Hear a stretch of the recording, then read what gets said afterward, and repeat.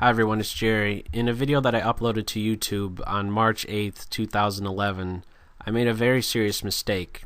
It's not the first time I've made a mistake in a video, and it most certainly won't be the last.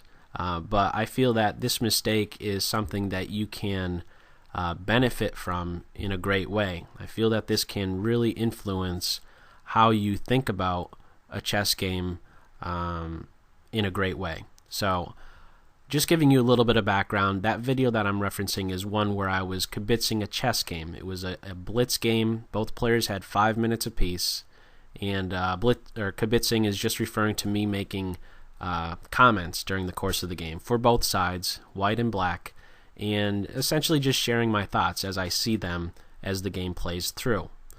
This particular position is one which showed up, and in this position it was white to play, and they had just played bishop to c2. When that move was played, in the video I had pointed out that white now has a mate threat on h7. Queen h7 would be checkmate. As soon as I saw that, I was then asking of myself, okay, how to defend it?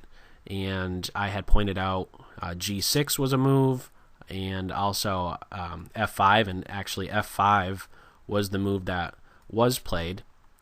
Another move that would defend against it would be knight to f6. So let me ask you, in this position, which move would you play? If you'd like to, pause the video, see which move you would play in this position.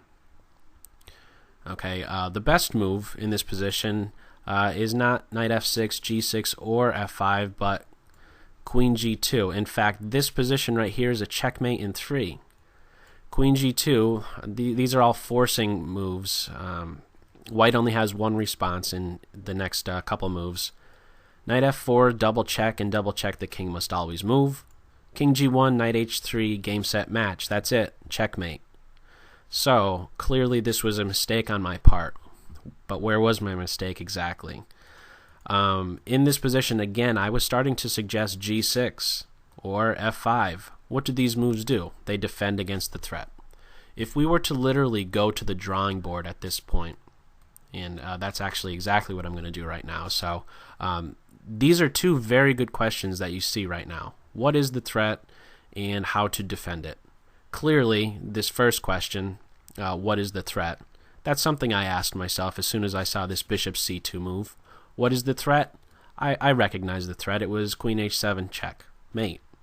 The second question, how to defend it? I answered that very well. As I provided ways to defend against it.